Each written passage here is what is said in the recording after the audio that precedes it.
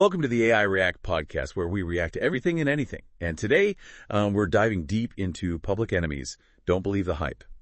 Our listeners sent in the lyrics from Litros.com and the Wikipedia entry, so we've got a lot to unpack here. Don't Believe the Hype is a serious game changer. Public Enemy dropped this back in '88. Late '80s were like a powder keg ready to blow, especially when it came to race in America. And Public Enemy never shied away from speaking their minds. Absolutely. Sharp, confrontational. They used music as a weapon against the status quo. And Don't Believe the Hype, that's like their anthem. So before we dissect the lyrics line by line, what exactly was this hype they were warning us about? What was happening that made this message so powerful? Well, think about the media back then. 24-hour news cycles just starting to take off. Sensationalism, fear-mongering, running rampant. Black communities especially got hit hard. Crime, poverty, gang violence, always the focus. Decades of negative stereotypes, biased reporting, all coming to a head. So Public Enemy was calling out the media's hand and creating this distorted narrative. Spot on. They were urging listeners to look past the headlines, see beyond the surface, recognize the humanity of a community being demonized. And they don't waste any time getting to the point. The lyrics from Litros.com start with, "They claim that I'm a criminal. By now I wonder how some people never know the enemy could be their friend, Cardian." I mean, that hits hard right from the start. Powerful stuff. Speaks directly to the fear surrounding black men back then, labeled a criminal just because of your skin color, challenging listeners to check their own biases and see the person, not the stereotype. But then you get this contrast. A few lines later, Chuck D comes in with, "I'm not a hooligan. I rock the party. And clear all the madness. I'm not a racist. Preach to teach to all," because they never had this. It's not just anger. There's this message of unity and education, too. Absolutely. Public Enemy was all about knowledge as power, dismantling those racist stereotypes with black intelligence creativity, showing the world, we're not what you think, but also, we have something to teach. Listen up. But let's be honest. A line like, "The follower of Farrakhan, don't tell me that you understand," until you hear the man that's bound to stir up some controversy. Oh, for sure. Aligning with Louis Farrakhan, leader of the Nation of Islam, known for his, let's say controversial rhetoric, that was a deliberate provocation. Public Enemy never backed down from challenging the establishment, even if it meant siding with figures many saw as divisive. So are they saying believe Farrakhan?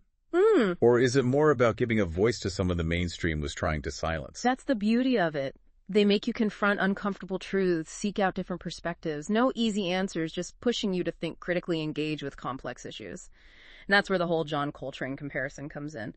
The book of the new school rap game, writers treat me like Coltrane, insane. Yes to them, but to me I'm a different kind. We're brothers of the same mind, unblind. Really interesting stuff. It's like, wait a minute, rap and jazz, those are two totally different worlds. Exactly. But that's the whole point. Coltrane, he was a revolutionary.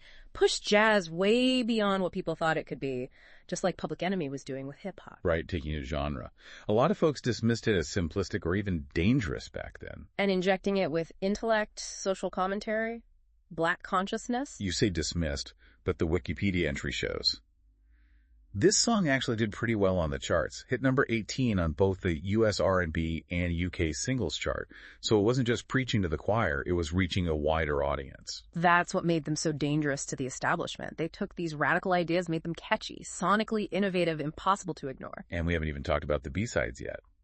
Prophets of Rage and The Rhythm the Rebel on the same single. Talk about a triple threat of political fire. Public Enemy didn't let up.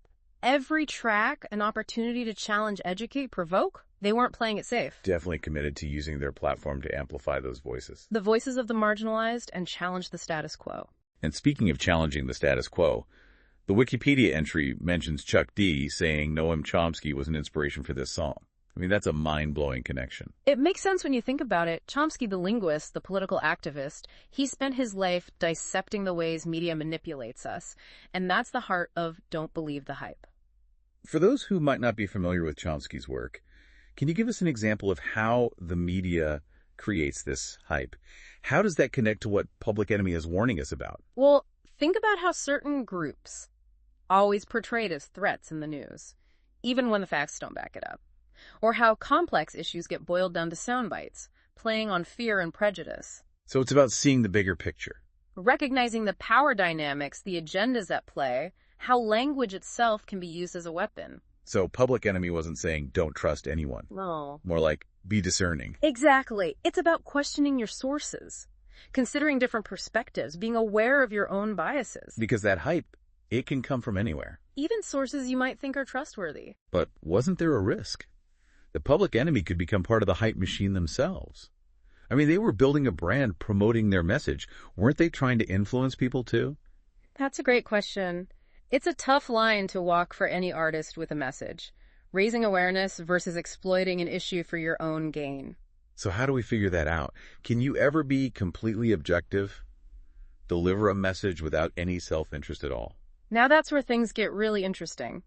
Maybe true objectivity is impossible, but striving for transparency, acknowledging your biases, being open to criticism, those are crucial steps. Yeah, and maybe that's what makes Don't Believe the Hype so relevant even today. It's not just a simple answer. It's something we're all still grappling with. For sure, it reminds us we all got to be critical thinkers, not just about what we read and watch, but about who we trust, too. It's amazing how much the media has changed since '88. I mean, social media is like this whole other beast, amplified everything good and bad. Like Public Enemy saw it coming. This information overload we're all drowning in. Algorithms, echo chambers, deep fakes. Truth gets buried under all the noise. So don't believe the hype. It's more than just a catchy line. It's like a survival guide for the digital age. Absolutely, a call to action. Be vigilant, cross-check your sources, don't be afraid to debate. We've got more information than ever before, but that means we got to be even more careful about what we believe. It's like they gave us the cheat code for navigating this crazy information world. And they did it with style. That driving, beat the samples, Chuck D's voice, it all hits you right in the gut, makes you pay attention. Yeah, it's not just a lecture, it's an experience. That's the power of art, right? It makes you think differently, feel differently, even act differently. Well, I think we've done a pretty good job unpacking Don't Believe the Hype. We looked at the lyrics, the context, the impact, even turned the lens back on Public Enemy themselves. A fascinating journey for sure. Hope our listeners come away with a new understanding of how music can challenge, inspire, and get us thinking critically. Definitely so. Next time you see a headline, a social media post, even a catchy song lyric, remember Public Enemy's message: don't believe the hype, dig deeper, question everything, and think for yourself. And as always, please hit the like button and subscribe to the channel. The podcast sponsor is in the description below, so go and check them out. Thanks.